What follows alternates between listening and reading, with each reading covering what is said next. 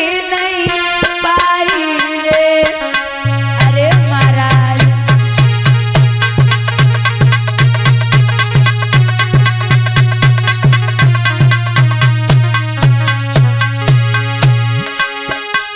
मोए 6 महीना गए बीत पलम की सूरत लख नहीं पाई रे।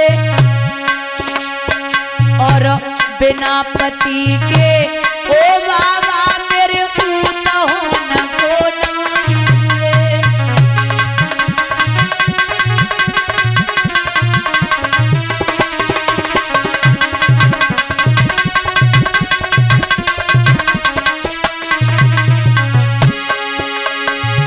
अरे धरती निक फट जाइए मैया तोई में जोई समाई रे। कितनी कह के आज सुनी थी गैया सी डगराई रे।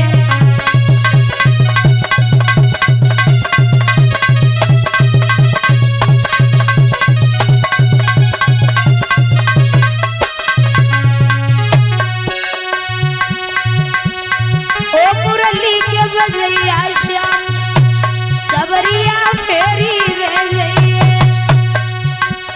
और बंसी के बजैया श्याम मुरारी फेरी दे जाइए।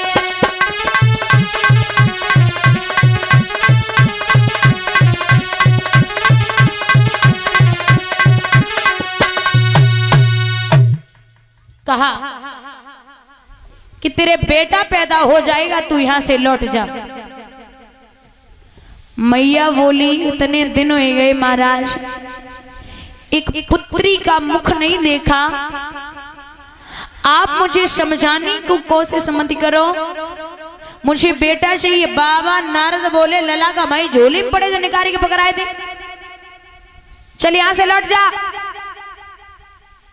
और सुन तेरे ऐसा बेटा पैदा होगा जो पृथ्वी पर पूरे विश्व में उसका नाम होगा। कैसा होगा बोले सुन ले। अरे कावड़ाई मती राज दुलारी।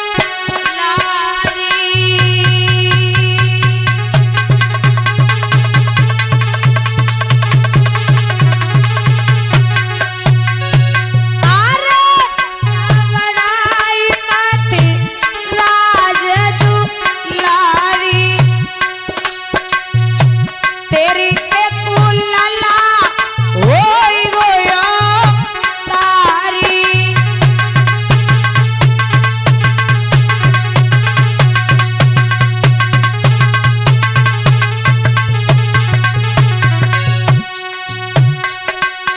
बोले गोदी में खिलौना आए जाए गो घर लौट जाइए।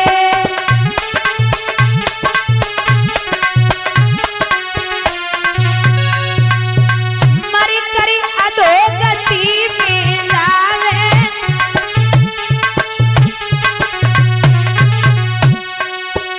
तेरो सूखो बाग हरियाई जाए गो घर लौट जाइए।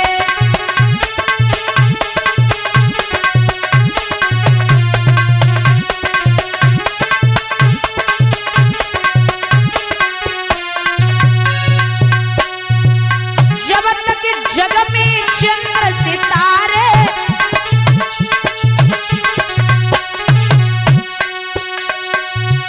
तेरे बेटा को नाम से छाए जाए वो घर लौट जाइए।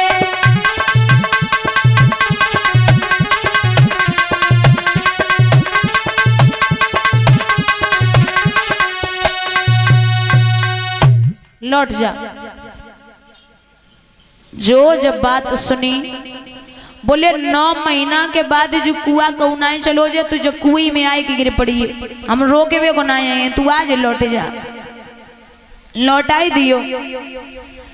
मैया वो टूटी हुई खाट पे फटी हुई रजाई में लेट गई माँ का महीना विचार कर रही है कि ऐसा कौन सा दिन होगा जिस दिन मेरा बच्चा गांव की गलियों से खेलता हुआ आएगा, मैं उसे उस स्तनपान कराऊंगी, मिट्टी से सन करके आएगा, मैं उसे स्नान कराऊंगी, ऐसे विचार कर रही है।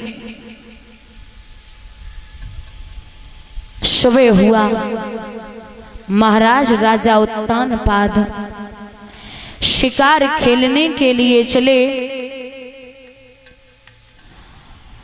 आज जब शिकार खेलने के लिए जा रहे हैं, पहुंच गए जंगल में, जवान साथ में हैं। एक हिरण का पीछा करते करते राजा उत्तानपाद बहुत आगे निकल गए। जवान पीछे रह गए। छोटी रानी को खबर दे दी कि आपके महाराज एक हिरण के पीछे आगे चले गए। तो छोटी रानी ने महाराज जवानों से कहा, सो जाओ और सोने दो, हमारे महाराज बड़े बलवान हैं, आते ही होंगे।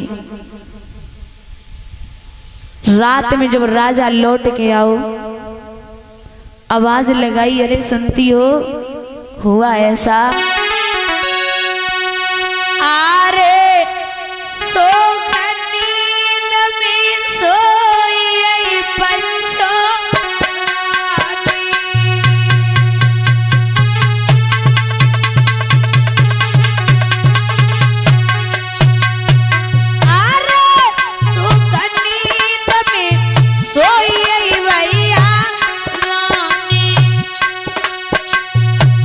और राजा की सोनी नहीं जाने माने।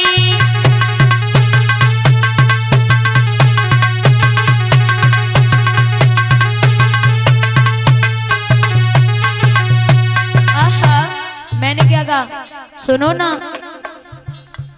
राजा ने 2-4 बार कुंदी खटखटाई, फिर आए जोगी।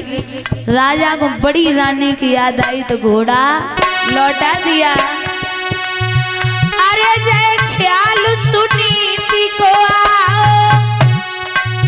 फौरन घोड़ा तुरंत घुमाओ।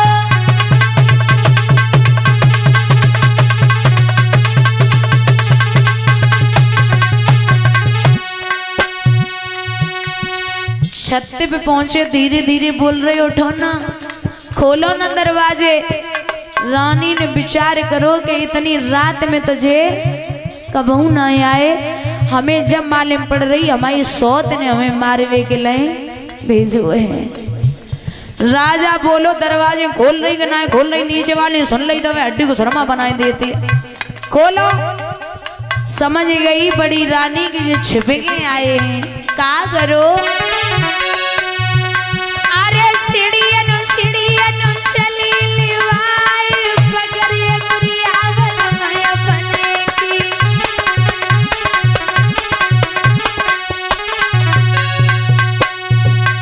अरे जनी अट्टा पे लयत बैठारी, प्राणन प्योर हमारे।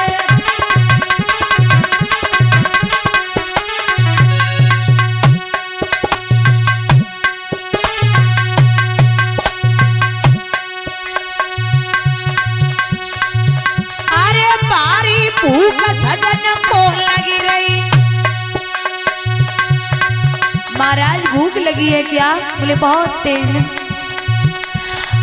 आधी रोटी चौकी धरी है, अरे पाई पे नमक तो धरी दो समारी, आधी रोटी चौकी धरी है।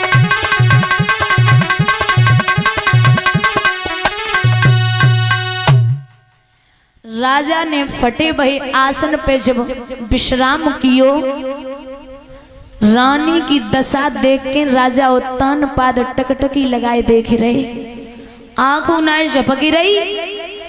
भूख लगी है। राजा बोले बहुत तेज। आधी रोटी परीक्षित जो जौ की रखी थी उसी पे नमक रख कर के राजा ने जब पहला टुकड़ा तोड़ करके मुंह में दिया, अरे महाराज वो निवाला तो नीचे नहीं उतरा लेकिन आंसू जरूर निकल आए। और रानी के सामने हाथ जोड़ के बोले, अरे देवी तेने तो गजब कर दियो।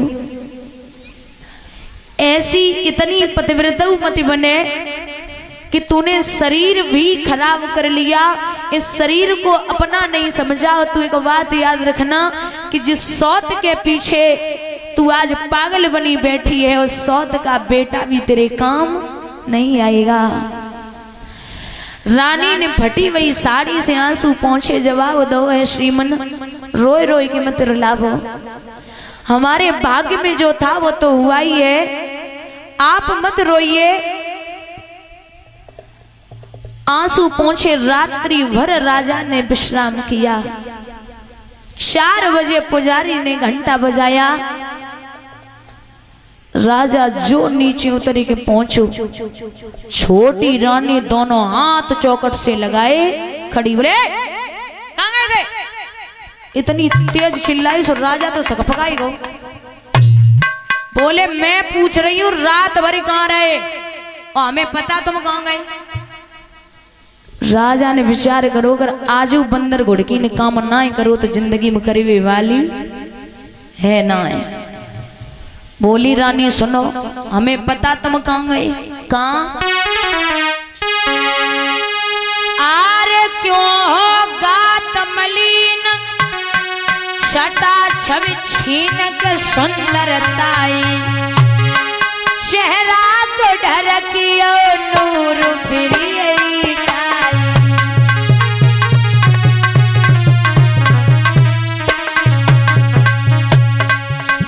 भैया रात सौत घर रहे, जान में लय रही धमकाई, बात न की करियो याद कसम दिखाई।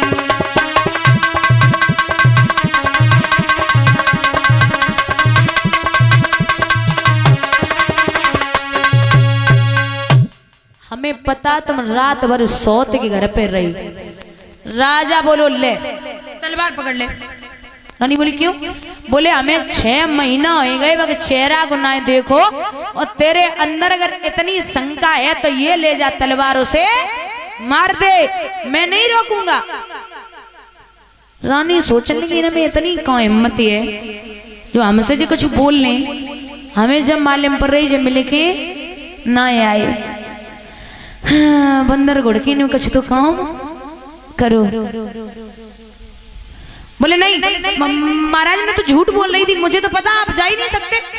नहीं नहीं, ले जा तलवारों से मार दे। राजा के दोनों हाथ जोड़े। श्रीमन अरे गुस्सा मत करिए ना, मैं तो ऐसे ही मजाक कर रही थी कि आप शायद गए हो। हाँ राजा बोले तेरी शायद तो बहुत दिमाग में रहती है। स्नान ध्यान किया, भोजन पानी कराया। महाराज रात्रि भर राजा ने विश्राम किया है, और जब विश्राम किया तो 22 समय पे भागवत में प्रमाण मिलता है कि दोनों माताएं गर्भवती